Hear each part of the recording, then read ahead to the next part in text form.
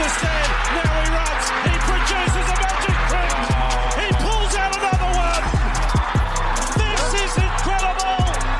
This is ridiculous. This is 15 out of 10 on the incredible meter. What a player. What an entertainer. Give him the medal. Give him the Dally-M medal. Hello, footy fans, and welcome back to the Chip and Chase podcast here for the finals week to wrap up and review the semi-finals done and dusted, heading into the preliminary finals, which we will do a little bit of a preview on. Of course, this is going to be a little bit of a shorter podcast than usual. We're only down to reviewing 2 games instead of the 8 that we typically do in the regular NRL season. Apologies for missing last week. A few things in life just got in the way that just prohibited me from doing any posts or even keeping you guys updated on that. And of course, we did miss the finals week 1 podcast on that one. So apologies for a lot of you if you had your teams in there that of course might have been knocked out and you wanted to hear those final thoughts on your teams. Apologies for not getting them out. We will be focusing on finals week 2 this one. But of course, over the off season, we are going to be continuing content. Maybe have a couple weeks break here and there and then try and get into it. A lot of fun content coming ahead. And I also will be looking ahead at previewing every club and maybe giving a little bit of a team review, but mainly a preview heading into the 2025 season. So that'll be closer to the resumption of the season. I'm looking at probably the 17 weeks leading into the 2025 season. But if you want to hear more about your club's thoughts and my thoughts on your club, that is where you want to be. So stick around with us through the off season. But let's get into the finals week to wrap up, starting with our team of the week. Now, of course, with only 4 clubs to choose from, it does limit options, especially when, normally you're picking players from winning clubs. So at fullback, we ended up with James Tedesco. I mean, there's not a whole lot more you can say about James Tedesco.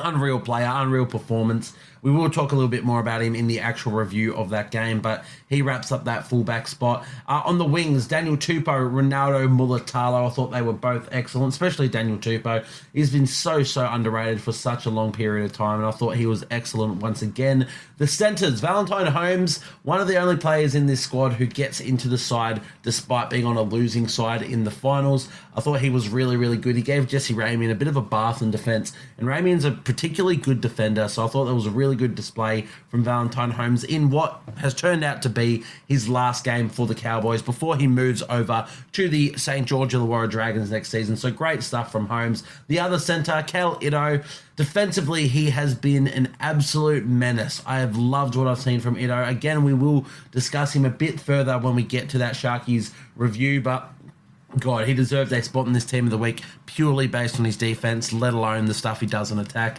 Into the halves, we've got Tom Dearden at 5'8" and Braden Trindle at halfback. Now, I know technically, Trindle was named at the 6. For me, he played as the halfback. He was the dominant half in the Sharky squad in their game, and I couldn't leave Dearden off this list as well. I thought the other halfbacks across the week, your Nico Hines, your Sandon Smith, your Daly Cherry Evans, all of them had pretty good games, to be honest. But Dearden and Trindle were the standout halves across the entire week, and they both deserved to be run on. So I've ended up moving Trindle to that halfback spot because he was instrumental in that Sharkies win, and Dearden was amazing in the Cowboys' very tight loss to them. Into the front row, we went with Toby Rudolph, another Sharky getting in there. One of his better games of the entire season, and to save these performances right for the big stage has been immense from Toby Rudolph, so I love what I'm seeing from him. Jared Warrior-Hargraves, the other man notching up that front row position. I just thought the energy he brought, it's just so noticeable with the Roosters when Jared's playing for you.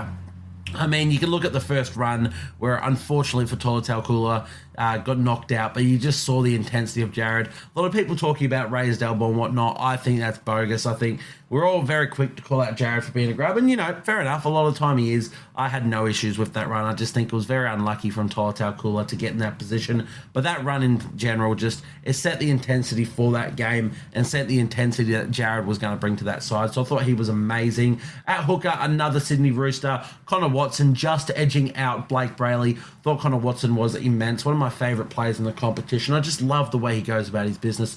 Such a good footballer.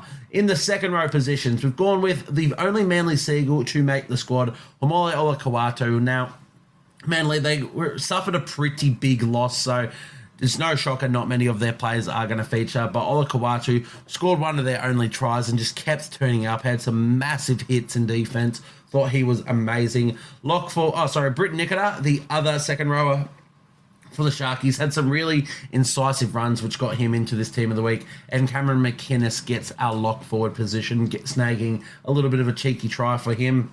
Moving on to our bench now. Now, if you guys don't know how our bench takes place, it is in the form of the best outside back who didn't quite make the starting 13, the best spine player who didn't make the starting 13, the best forward who didn't make the starting 13, and the best bench player of the round, all in my opinion. So starting with number 14, our best outside back who didn't make the starting 13. I went with Sione Katoa. Lots of good options out there. I thought the Cowboys boys were particularly good as well. Jesse Ramey and another one from the Sharks was great. Joseph Suoliti was close, but Sione Katoa, I thought he was really, really good. Had a really good running battle with Ronaldo. They've had all year just trying to one-up each other, and I thought this was a game that he got particularly close, so I love that from Katoa. Number 15, Will Kennedy ended up getting our best spine player. Now, I'm going to talk a lot more on Will Kennedy when we get to that review, but I thought he was excellent, so he snagged that position over the likes of some of these halfbacks that I mentioned earlier. Ruben Cotter gets our best best forward who didn't make the starting 13. Another man that, suffered that tough loss for the Cowboys, but he could not have done much more. He tried his absolute heart out. He had that strip. He had that try. He was so, so good. So Ruben Cotter in number 16. And number 17, our best bench player of the round, we went with Terrell May from the Sydney Roosters. And that wraps up our team of the week. Now, once again, this is over on the Chip and Chase Instagram, so if you guys aren't following that, you can go have a look at the graphic, show us some love, comment on it, or send me a DM of any changes that you think, but, be respectful, but we do put a lot of work into this, so go show it some love and go give us a follow on the Instagram. Let's get right into the finals week wrap-up, starting, of course, with the Cronulla Sharks beating the North Queensland Cowboys 26-18, and honestly, what a win it is for the Sharkies. It's essentially what it is the monkey off the Sharkies' back. Now, a lot of talk going into this week, I guess going into finals in general, has all been around the Sharks, and particularly one man, and that was Nicho Hynes, and whether or not they could do it. Now, they've had a very poor run in the finals. It's been since 2016. I'm pretty sure they've won one finals game until this, so this is now their second finals win since their grand final. And it's unfair that all of this blame falls on Nicho Hynes' shoulders, considering a lot of these games came before he was even at the club. The fact he's gone to the club and he's got them to the finals every year he's been there, whether or not they win those games, I don't think has to fall on his shoulders, especially when he has played well in my opinion, every single finals game that he's played. So it's been tough, but this is the big one for them because they get the win, and that means, as I said, the monkey is off their back. There should be no more conversations about whether or not they can do it on the big stage. Nicho Hynes, as his performance in particular, he wasn't, stand out. Of course, Braden Trindle really took the plaudits in this one, and rightly so. He was amazing, Braden Trindle.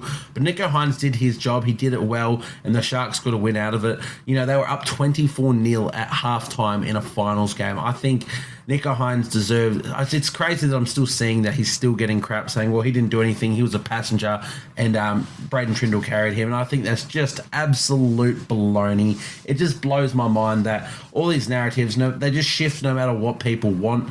It does piss me off in a big way, but what can you say? I thought Nicho Hynes, he did his job, and more importantly, the Sharks did their job, and they got a great win here. Great game in general, though. The Cowboys, it was a tale of two halves.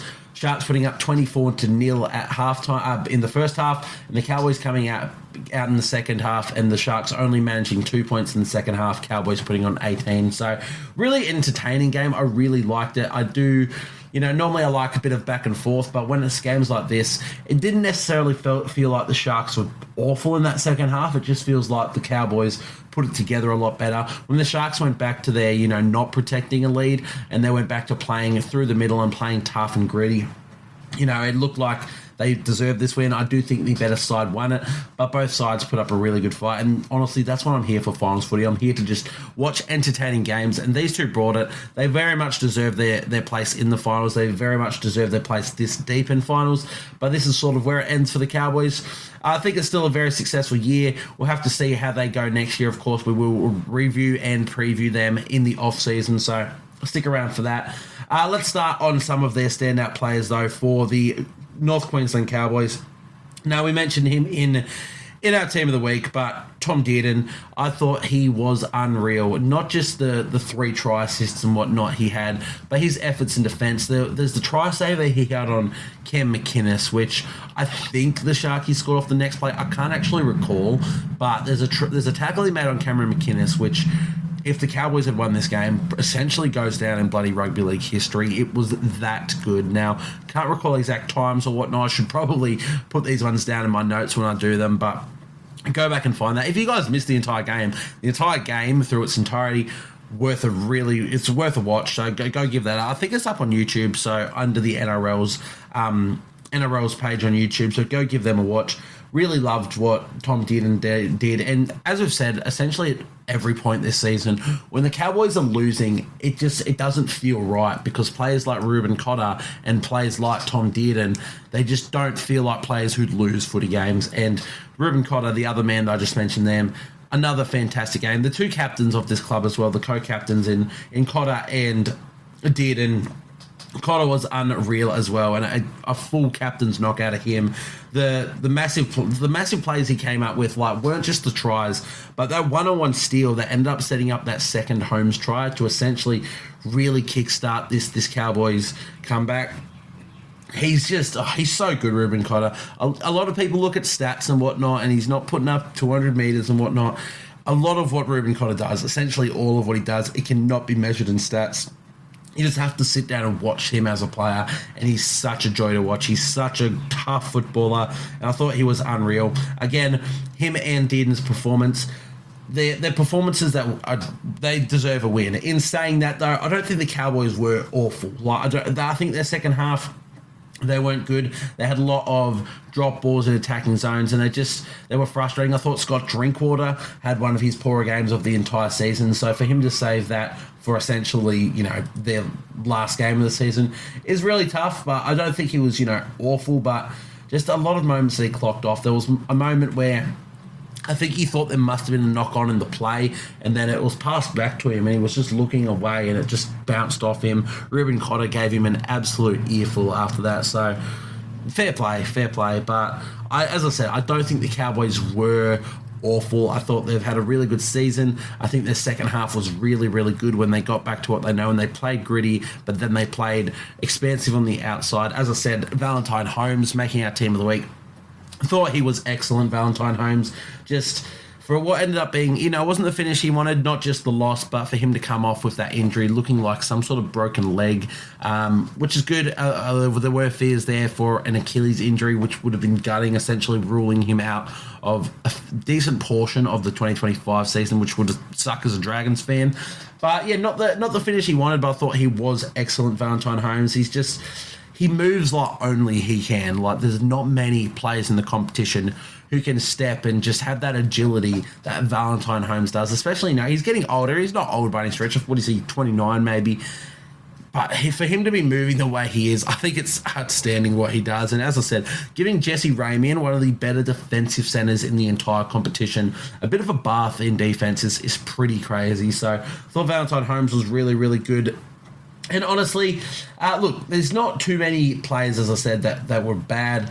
But in saying that, there's not too many players that really stood out. Sam McIntyre I thought was really good. I think he's had such a good season, McIntyre, and I think nobody's really... I mean, even if he was at a Sydney club, I'm not sure if he'd get the plaudits he deserves. But the fact he's been up in North Queensland, been away from essentially the public's eye, or at least, Sydney's eye, which makes up a large proportion of this competition. Nobody notices what he does on the field. But off the bench, he punched out 61 minutes, Sam McIntyre, 13 runs for 127 metres, 5 tackle breaks, and a fair few tackles. Let's bring up those tackles while we're here. 31 tackles from him as well. I thought he was unreal, Sam McIntyre. He's been unreal all season for, assumedly, not on much money. I can't imagine Sam McIntyre's on a whole lot of Bicky. And for the performances he's doing, yeah, it's just unreal. But before we move on, this game not only wraps up the career of Valentine Holmes at the Cowboys, Kulakafu Finifuiaki, that is his last game in Cowboys colours. And the big one for me, Kyle Felt, who also left this game with an injury 50 minutes in.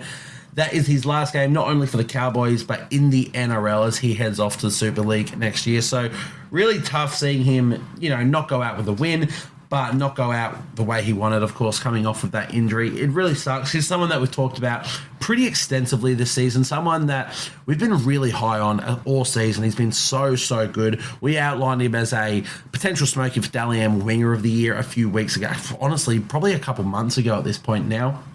And I think he'll go very close, but yeah, really disappointing that he didn't get to finish the game the way he would have wanted, Kyle felt, but yeah, well, unreal season for him, an unreal career he has had nonetheless. Let's move over to the Sharkies, though, the winners of this game. What can you say, really? As I said, the big thing here is that they got that win. There's not that pressure now. Can they win in finals? They've shown they can. Whether or not they beat who they're up against next week, I think they've got the Panthers. I don't think so. To be honest, I do think this competition is a two-horse race now.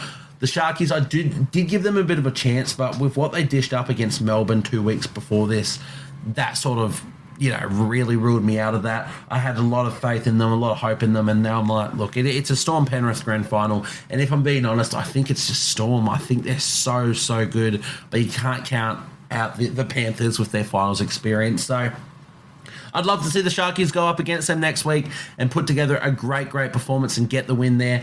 I just don't really see it happening. But if this is where their season essentially ends, this is the pinnacle point. Fair play to them. They've deserved it. They've had a great season, and they're only going to get better with Adam Fanua-Blake arriving next season. So good stuff for them. And yeah, just a great, great gritty win to get this one. And I say gritty. It was gritty in the way that they held on in that second half. But they showed their attack. They showed that they can be such a good, dangerous footy team. 24-0 at halftime. It's one thing to score 24 points in one half. The other is to keep a team to nil at halftime. So there is every chance that if they bring out their A game, they can beat the Panthers. I just don't really see where that happens. But I'll still be cheering them on. I'll be hoping they can get it done. Not that I dislike the Panthers, but I'm very much someone who likes a bit of variation in the competition winners and to have a different team up the top every year. So I'll be backing the Sharkies against the Panthers. I'd love to see them get it done. I just don't see a world where it happens, but hopefully that can happen. But let's look at the standout players in this game, shall we? Let's start with William Kennedy. We said that we we're going to talk a bit about him, but I thought he was really, really good. He was super involved in this game. In fact, he ended up topping the runs chart for every player in the team with 22 runs, 161 metres, 111 of those kick return metres.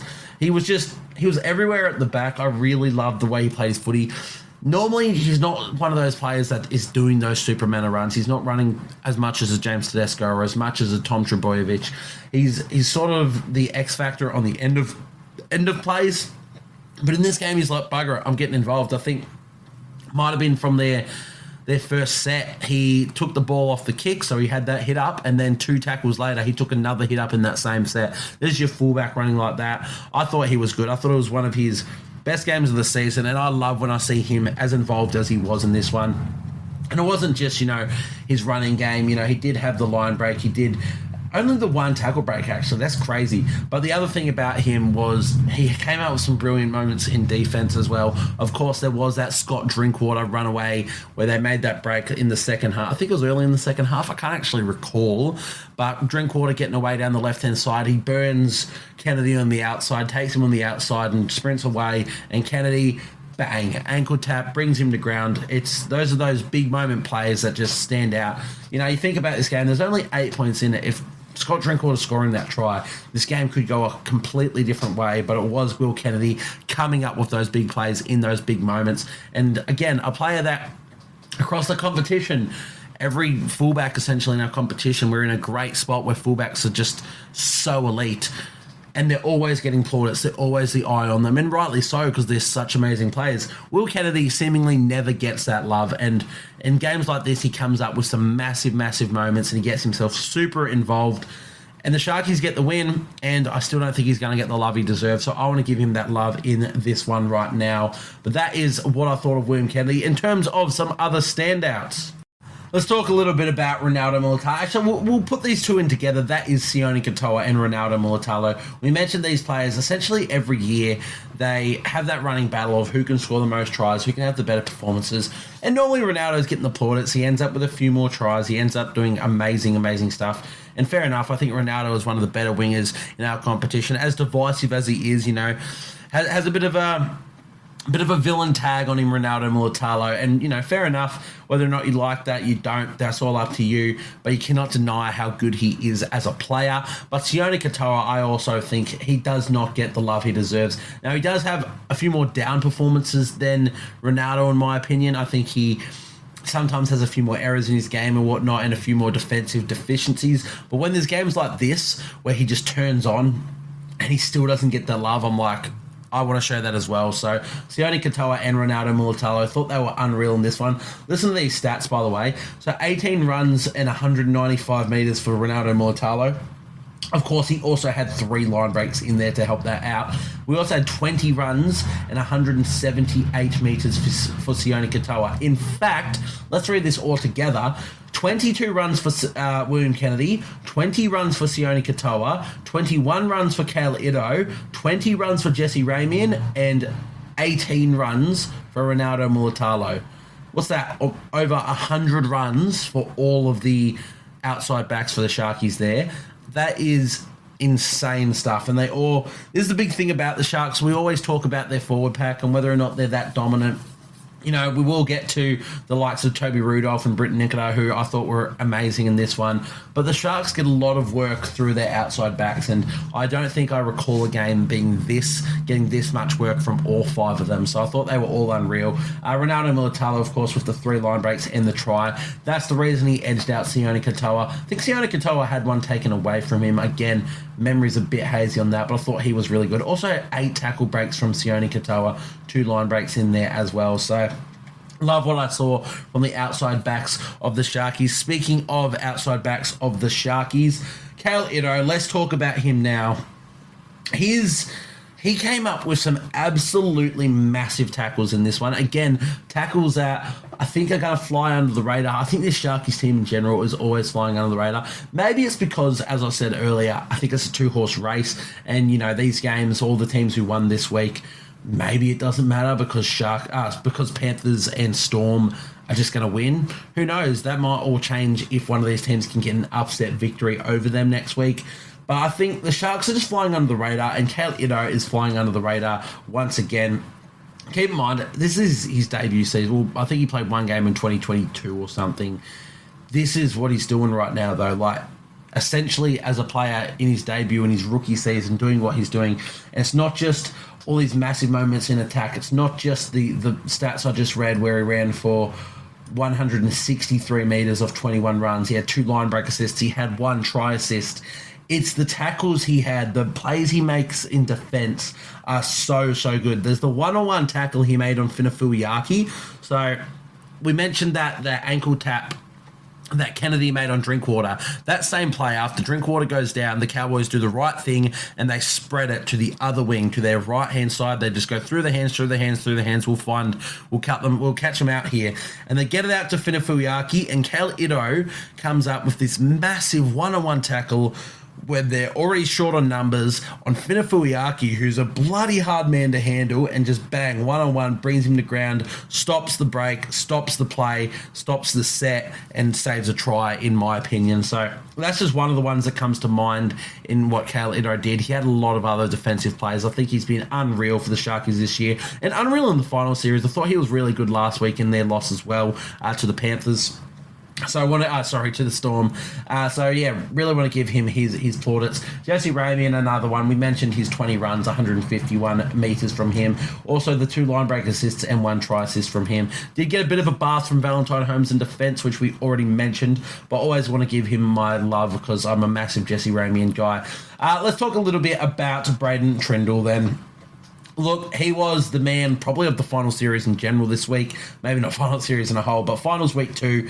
Braden Trindle, I thought he was unreal. The fact he scored the 2 tries, 2 of the Sharks' 4 tries were through him, let alone setting up another. 17 runs for 106 metres, line break assist, line break and try assist. Let alone that, he also took control of the kicking in this one. Nicho Hynes really playing a 5'8" sort of role. He played on the right-hand side, Nicho, with Trindle playing on their left, so you can still say that Trindle's the 5'8".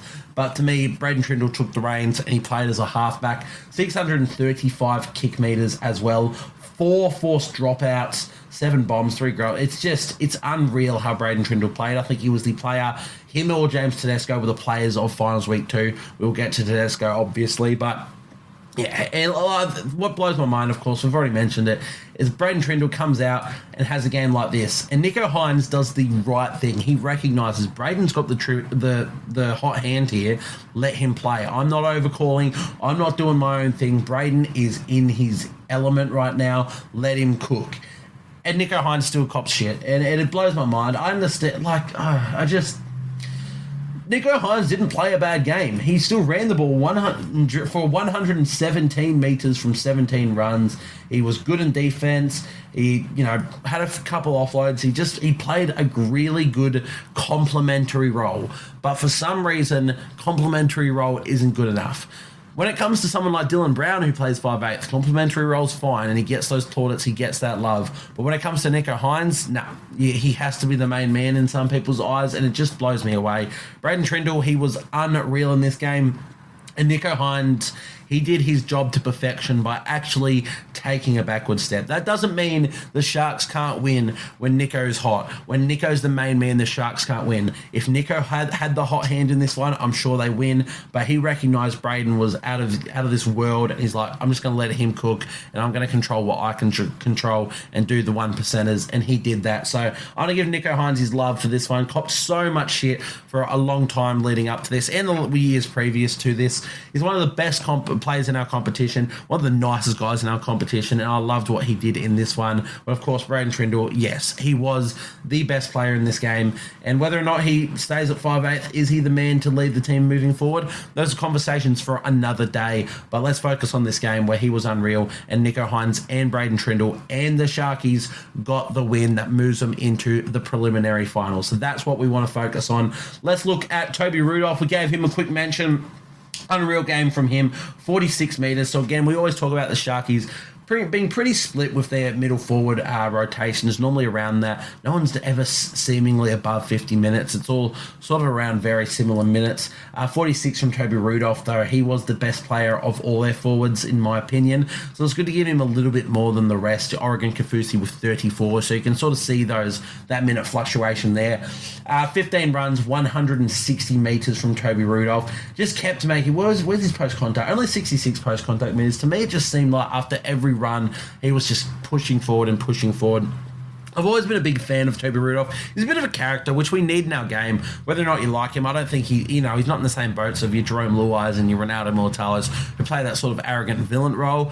He's just a character. He's a bit of a weirdy, and I love it. I'm here for just different sorts of people. We don't want the game to be boring. We don't want, carbon cut clones of each other all out there. We need larrikins, and Toby Rudolph's that. But when it comes to business time, he gets it done. Great game from him. Yeah, probably his best game of his career, only because of the stature of this game, the nature of this game, and for him to stand up.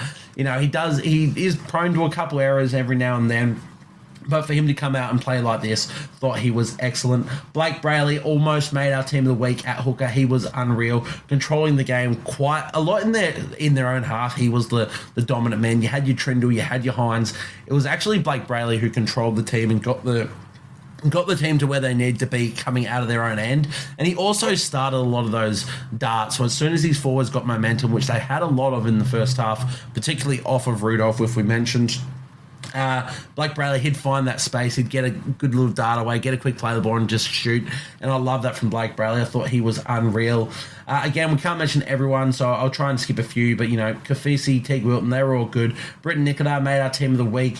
A lot of incisive runs from him, just finding space, coming back infield, crabbing across and just finding a gap. Loved what he was doing. 13 runs for 114 metres from Britton Nicotar. Says no line breaks, but I distinctly remember one or two, so... NRL fixture stats there, a couple of tackle breaks. Cam McInnes, though, lock forward, he does get a bit of an extended mention here.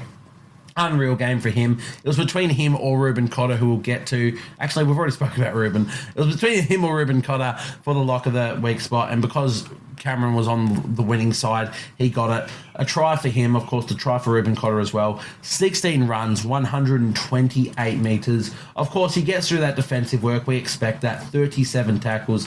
But he just seemed to be everywhere. And again, the tackles aren't just make a tackle. A lot of it is chopping, putting you onto your back. He's got some of the best tackle technique in the entire competition. And you can see that, he puts his head where other people's are way too afraid to. And yeah, you can see that. You see all the cuts across his noggin. He's such a tough footballer, such a good footballer though.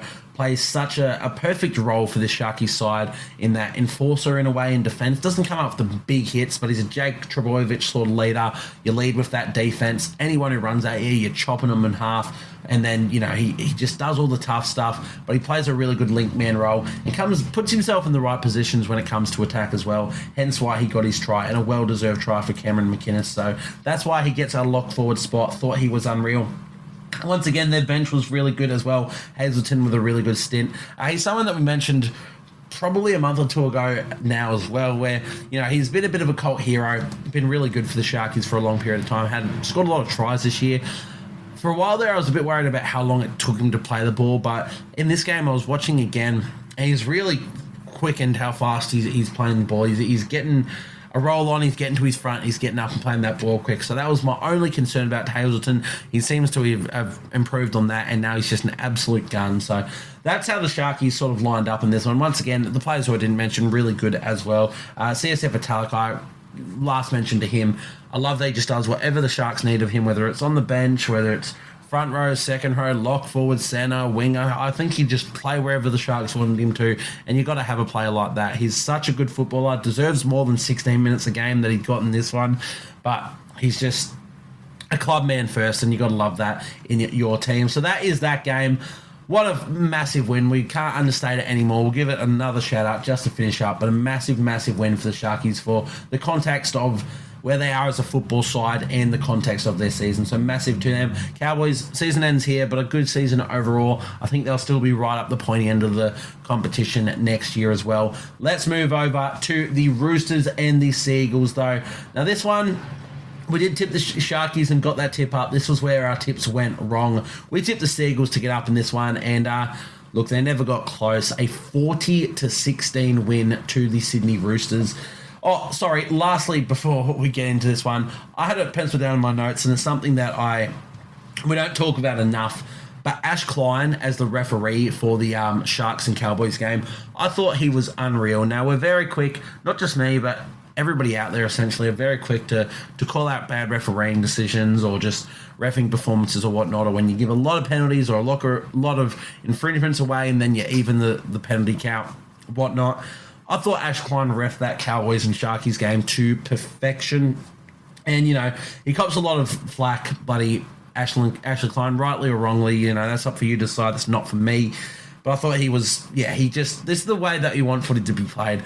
Not a whole lot of penalties. And that comes down to the discipline of both clubs as well, which needs a mention. But I think a lot of things that refs have been pulling things up for were let go in this game. A lot of smaller things that don't really matter, and I thought it was really good. So Ash Klein, absolutely loved the refereeing that he pulled out on the weekend, and want to give him that mention because as I said, everyone's very quick to call out referees for being poor, and they don't give them the love when they're good. So there is me giving the refs some love. I thought that was a really, really good ref game of footy. Now let's get back to this Roosters and Seagulls game. I tipped the Seagulls. They didn't really get close. And the big thing for me in this one for the Roosters is they showed it. They always have that period where for 10 minutes they just start letting players in and letting players score. They didn't really in this one. I know there was a Ben Trbojevic late try. Even the Tommy Talau one at 59 minutes into the game, you can say it's late. To me, I don't think it was because of the fact that Dominic Young scored after that try. He actually scored after the Manly's 2 tries. So they kept that foot on the pedal to an extent. They still let it off a little bit, but that was all right. You know, they took Victor Radley off after his first stint and said, mate, you've done amazingly. And to be fair, he did do amazingly. We're not going to bring you back unless we need you. And the fact that was after 30 minutes of the game and they never brought him back, they just knew that they had that lead. So they were protecting it in a bit. They were protecting their players, which is something that they have done for a while, and that's why clubs have been able to get back into it. But for me, this was just the performance that the Roosters needed to prove that they can hang off the best. They don't have those periods when they want to, and when they want to be their best. They're not going to have those periods where they let clubs back into it. In fact, you know, even those tries that the Seagulls scored, I think it's just off a lot of brilliance from DCE and whatnot. His kicks to Olakau'atu to end the first half, and I think he had another one. Was it the one to Tommy Talau? Yeah. So, yeah, like, to me, even half of the Seagulls tries, more than half of the Seagulls tries, aren't just tries where they absolutely broke down the Roosters. And that's a Seagulls side with the attacking weapons that they have. So it's a massive, massive win for the Sydney Roosters. But we will focus a little bit on the Seagulls to start with here. End of their season, to me, it's still a good season for them to make it this deep into finals. I think the top four sides in the NRL were better than the sides below them. The Roosters being not being any exception to that. And did I think they were a 40-point better side than the Seagulls? Absolutely not. If I believed that, I wouldn't have tipped the Seagulls. Thought Seagulls would get really close. I thought we'd get a really high-scoring game, which in fairness we did, but a lot of those points came from the Roosters. I expected this to be like a 36-38 across the board sort of thing. Wasn't necessarily the case, but yeah, Seagulls, good season overall. You know, of course, Tom Trbojevic wasn't at his best in this one. If he's fit and healthy, I think they get closer. I don't think they win this one, though. I think the Roosters did show that they are a bit of a class above the Seagulls, and that's with respect to the Seagulls. I don't think the Seagulls are a bad side at all. I think they beat them once this season, got very close the other time, if I recall correctly. They've been really good. They've had a great season, but when it comes to these big moments, the Roosters, who have been there consistently year in, year out, they know how to get it done a little bit better than the Seagulls do. And yeah, what a game for them. For the Seagulls, in terms of their standout players, I mean, Daly Cherry Evans, let's start with him. I thought he was really good. You know, defensively, he cops a lot of shit, and there were a couple moments in this where, again, he put his outside backs and whatnot under pressure by shooting up out of the line. But for the Seagulls to even get on the board, it was just off Daly Cherry Evans' brilliance. That little chip kick for Homole Olakau'atu right on half-time was unreal. He had that kick for Tommy Talau as well, which scored a try. He just kept conjuring stuff, Daly Cherry Evans, and I really, really liked that. So I thought he was really good. Tom Trbojevic, he did just try to impose himself despite the injury obviously hampering him. 22 runs for 207 metres from him, had a nice run up the middle, 5 tackle breaks as well, and a line break. So thought he tried his best. If he was fit and healthy, as I said, I think they go closer, but I don't think it really matters. If there are many Manly fans out there saying, yeah, if we had a fit and healthy Tom Trbojevic or Jason Saab or whatnot, we win this game, I think you're kidding yourselves, to be honest. The Roosters show that they're a better side at the moment. That can change heading into next year. We'll have to see. Of course, Roosters losing a few. Seagulls, they will be better for the run. Maybe that changes, but this year, I think the Roosters were just a better side in terms of more standouts for the Seagulls. Not necessarily a standout, but I want to give it the plaudits it deserves. There was a very chaotic start to this game with 2 players going for HIAs in the first 2 tackles. One of those being Tolutau Kola, who off the kickoff, he sprinted up to try and put a shot on Jared Warrior-Hargreaves. The young centre, maybe 90 kilos ringing wet in Tolutau Kola, sprinted to put a shot on Jared Warrior-Hargreaves and got knocked out and missed the entire game. And of course, that stuffed the Seagulls up. That's definitely something we need to mention. Rotations were cut from that point on. Ben Trbojevic did go straight into centre. And in fairness, Ben Trbojevic has played a fair bit of centre in his life, so it's not a massive one. It's not like you're fully putting an out-and-out second row out there. But Tolutau Kola, who was the hero the week before Manly, and is such an attacking weapon, to lose him is a massive out. But I want to give him his love. It didn't end up the way it did, and of course the next set, Jake Trbojevic going off with a HIA. Jake Trbojevic thankfully did come back, while Tolutau Kola was ruled out for the entire game after that literal first 5 seconds of the game. But I just love that sort of mentality to scream out there in a finals game against the enforcer as a small fella and try and make that contact. I really, really appreciate that from Tolutau Kula, and really admire that from him. People talking about raised elbow, which we talked about earlier. I don't think it's a raised elbow from Jared, and I think everybody's very quick to call Jared out on a lot of stuff. I think Tolutau, he just didn't get his head in the right position at any point of that. And it just cost him. I don't think he has any, regrets, or maybe regrets, sure, but I don't think he has any disdain towards Jared for how that tackle unfolded. But it was a very chaotic start for the Seagulls. It really left them hampered early parts of the game, losing Kohler for the entire game, and then Jake Trbojevic, their leader, for the first 15 minutes as well.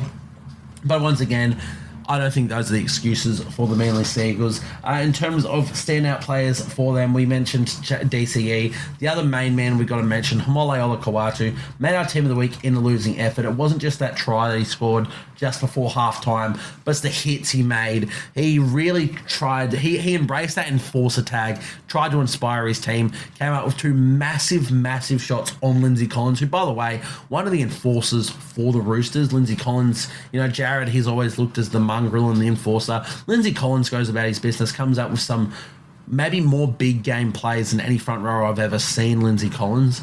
And Homole went out and he not only did it once, but did it twice, and I love that. So I thought Olakau'atu was really good. Did come up with a couple errors late in the game, but they were trying to conjure his own things. They were after breaking a few tackles and getting half line breaks and then losing the ball. So I'm not going to hold that against him. He kept trying. But the big thing for the Seagulls in this is they could not hold the ball. There were so many errors. Let's see if I can bring up exactly how many errors were made in this one. Here we go. So 2 errors to Trbojevic, 2 errors to Talau, 1 to Garrick, 2 to Brooks, 1 to Cherry Evans, 1 Lodge, 1 Olakau'atu, 2 to Lawton, 1 Ben Trbojevic, and 1 Josh Aloiai.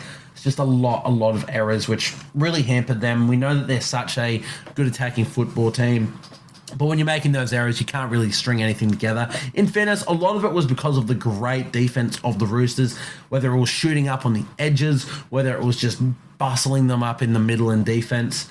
They were just really, really good. And that's the question mark that we have had on the Roosters.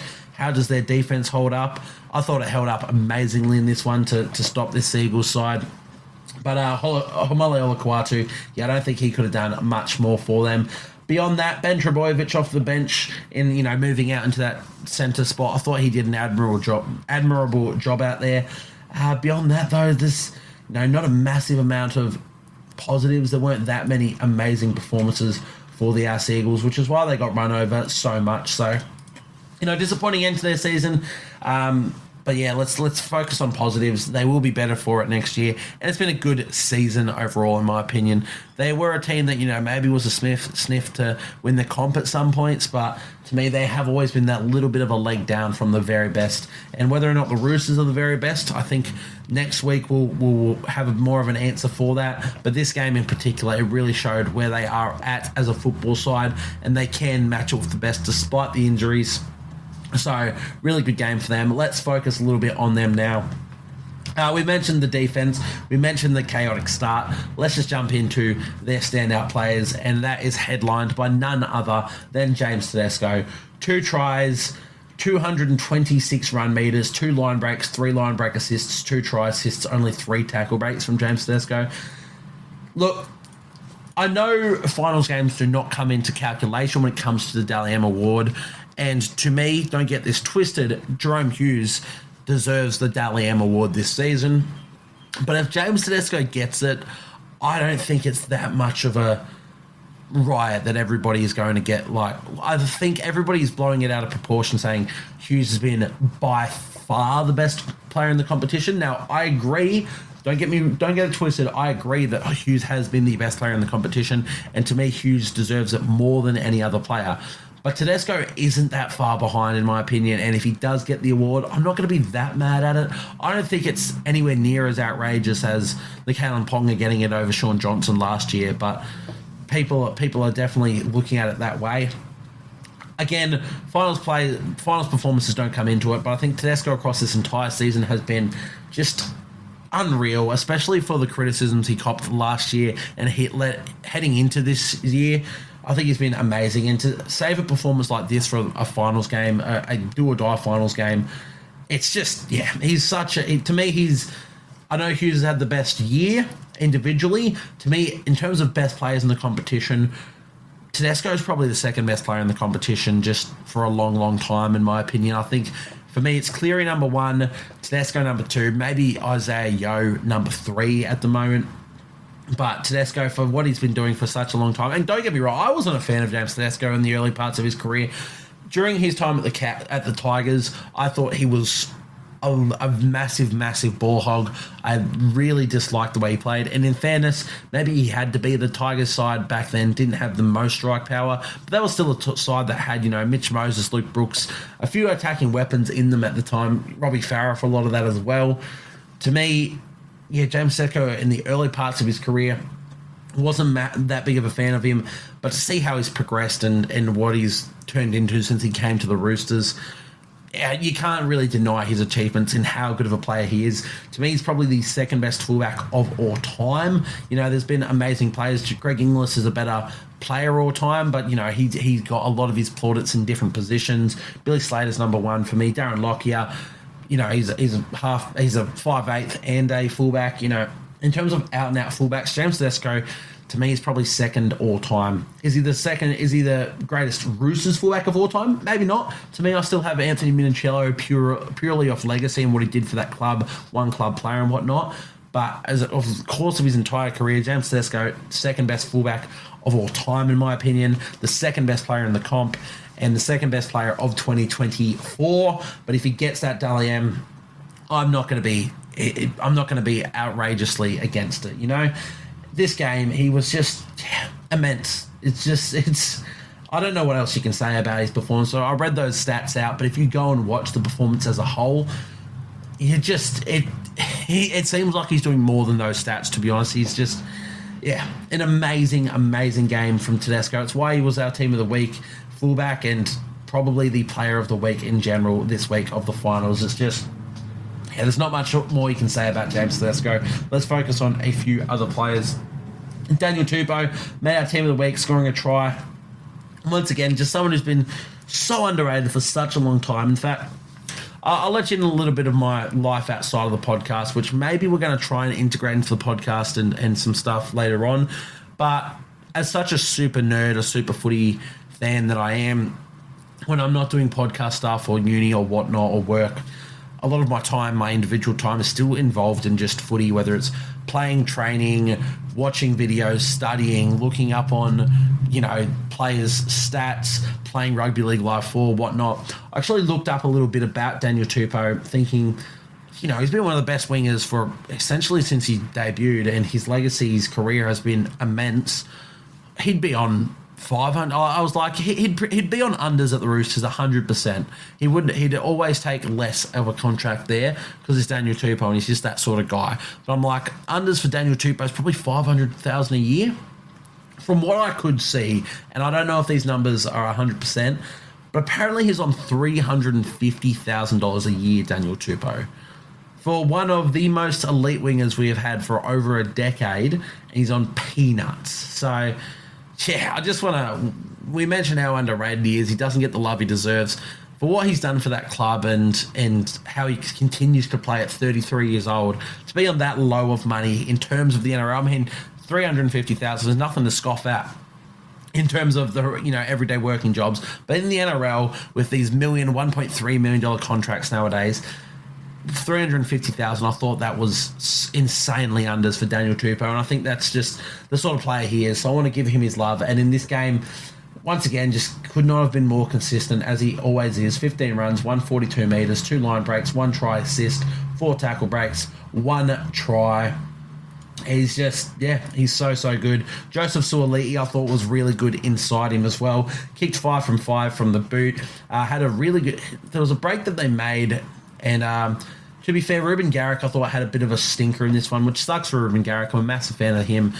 Thought it was one of his poorest games of his career. There was a moment where they make a break on the left-hand side. Now, this one wasn't Ruben Garrick's fault because he was actually in field, so he wasn't beaten on this edge. Maybe you can say out of position, whatnot. I'm not going to look at that.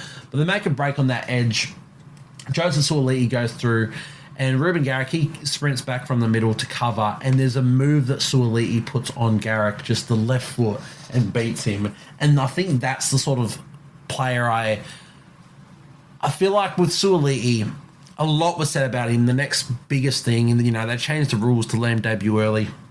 And he's been amazing, but I don't think he's got anywhere near the hype that came to him. And keep in mind, he's still so young, off to union next year. So hopefully if he comes back, we can see that. But in those movements, that's where I'm like, yeah, okay, I can see it. That's where that just such a naturally talented footy player is. I thought he was unreal in this one. The fact he's also kicking goals is pretty insane. 7 from 7 from the boot, 100% conversion rate, 137 metres from 14 runs, 1 line break, 4 tackle breaks. I thought he was really, really good out there. Joseph Manu had his moments. Stormy Young scored a try, but I thought wasn't as involved in this one, but they didn't need him to be.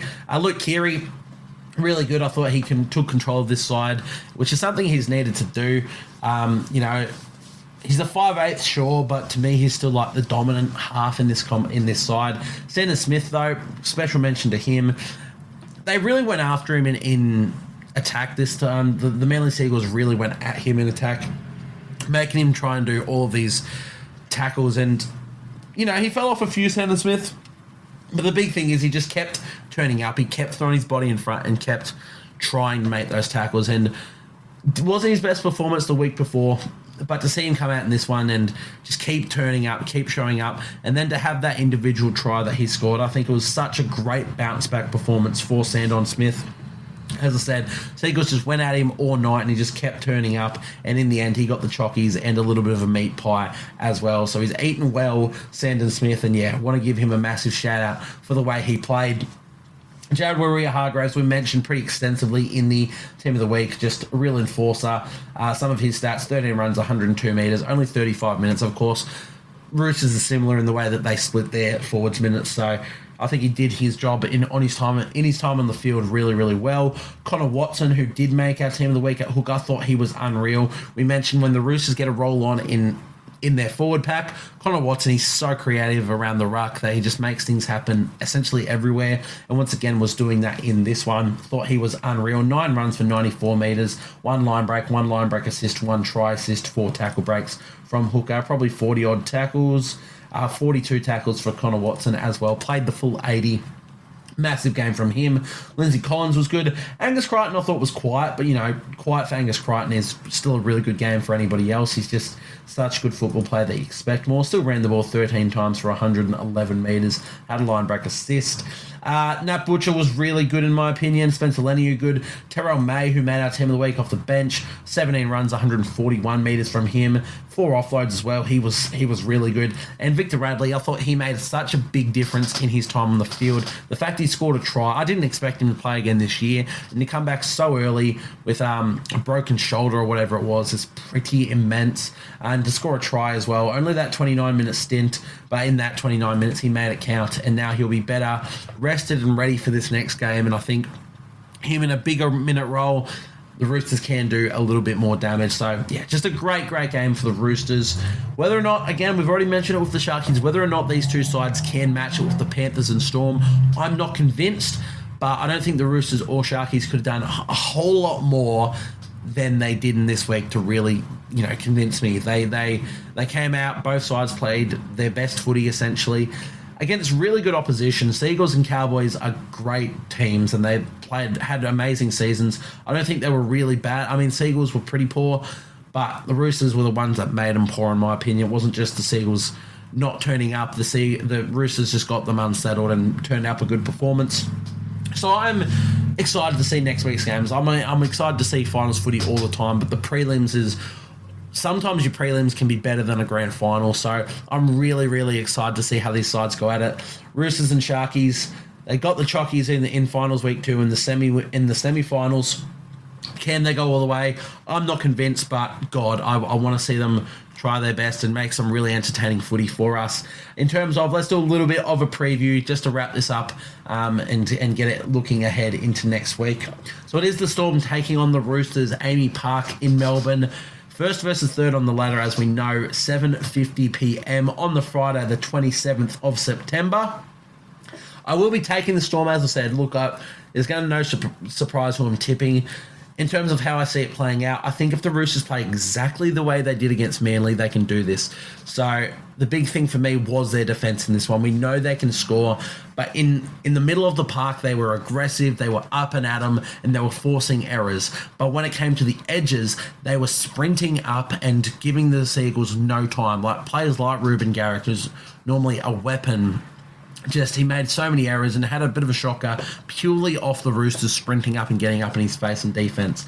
Now the Storm, they're a bit of a weird team. They're such a hard team to combat because their strike is in their halves and they can conjure it in any way, shape or form. But I think if the Roosters play the way that they did against Manly, they will go damn close to unsettling the Storm side. To me, though, I just don't think they can do it again. I still have a little bit of a question mark about how consistent they can be for 80 minutes. And while the Storm, to me, they're the best side in the comp this entire year, I think they will find a way to get it done. I'm hoping it's a close game and it's a nice, tight contest and everybody's up for it. But I think the Storm, Jerome Hughes in the form that he's in, Harry Grant the way he played 2 weeks ago in the finals, Cameron Munster just warming into this season, and we know how good he is in finals. And Ryan Pappenhausen, just the X factor on top. It's too hard to stop all of those players. And if you somehow manage to get all of them, Ali Katoa might go, ballistic, or Will Warbrick on the wing will go crazy. Xavier Coates will come up with some outrageous tries. They've just got so much strike. I do see the Storm winning, but if the Roosters are to win it, that they have to play the same way that they played against the Manly Seagulls. Really looking forward to that. Panthers and Sharkies, though, that is the next game, Saturday the 28th of September, also 7:50, Accor Stadium, Sydney. Panthers second, Sharkies fourth on the ladder. Look, this one is one of those ones where Sharkies, I gave them a bit of hope against the Storm a couple of weeks ago. Did they revitalise my hope against the Cowboys? To an extent, but not nearly as much as I thought they would have. Can they unsettle the Panthers? Potentially. The big thing for the Panthers, though, is that they play predominantly through the middle. Now, there are very, very few forward packs that can match it. In fact, I'd argue there are no forward packs that can match it. We saw the Warriors and the Broncos in finals last year, who I think have some of the best forward packs in the comp, go up against this Panthers side, and neither of those sides got the trockies. Not the likes of Patrick Carrigan, Payne Haas, Adam Fanua-Blake, Mitch Barnett. These players couldn't do it. So can the Sharkies do it? I'm not convinced. But if they are, you need another game like you got from Toby Rudolph, just bustling it up the middle, showing his aggression and keeping those errors to a minimum. You need Cameron McInnes chopping them. You need massive defensive performances from their centres, which you normally get. I want Raymond to be a little bit better, but Cal Iro was immense. But again, how do you stop Nathan Cleary? That's the question. I do see the Panthers getting this one done. I'm actually a lot more convinced on the Panthers beating the Sharkies, which is weird because I'm higher on the Sharkies than I am on the Roosters, and I'm higher on the Storm than I am on the Panthers. Yet I see the Storm Roosters game being a closer one than I do the Panthers Sharks game. I just think matchups across the board, the Panthers side can beat the Sharkies side in just too many more ways, while the Sharkies, they can win, sure. I think any team can win at this point in the competition. You've put yourself in this position. You have the team to do so. I just think that the Panthers, they've been here and done it. And I think they know ways to just dissect every team. So I think the Panthers beat the Sharkies probably a little bit more of a blown-out score. I don't think it'll be massive. I don't think it's be a 40-0 score or whatnot, but it could very well be 13+. But I hope the Sharkies get up for it. As I said, I will be rooting for them. I do want underdogs to win. Everybody loves an underdog story. Sharkies are also my mother's side, so happy to get her up there and get them a win, but we'll have to wait and see. Whatever it is, no matter who wins, we're in for a great prelim finals, and that one will wrap us up. As I said, guys, a lot planned for the off-season and a lot planned heading into next season. Now, there may be a few lean weeks in there where I take a little bit of a break and I revitalise myself because it has been a long season, but we're going to try and keep this content going, so please do stick with us. A lot more different content heading into next season and over the off-season, which might, try and get a bunch of fans. If you are listeners and you are really engaging with this content, it will be back next season in a better capacity. We will have constant guests on. That is the goal. A bit of back and forth makes things a lot better, a bit of banter. So please do stick with us. Or if you take your time off and you want to, ignore footy for a bit, that's fine. You don't have to engage with our content, but keep following us and keep tuning in where you can, because we've got a lot planned. And I want to make the best content I can for all of you. Once again, if there are stuff that you like to see in the form of content on podcasts or posts on the Instagram or whatever you want, let me know and we can try and make that a reality. But that wraps us up for the for the semi-finals. Looking forward to the prelims next week. We will hopefully be back in time to make those podcasts and talk about those games and get ready for the grand finals the week after. What a year it has been of footy, and I can't wait for it to finish off. So thank you guys for tuning into this one, and I will see you guys next time.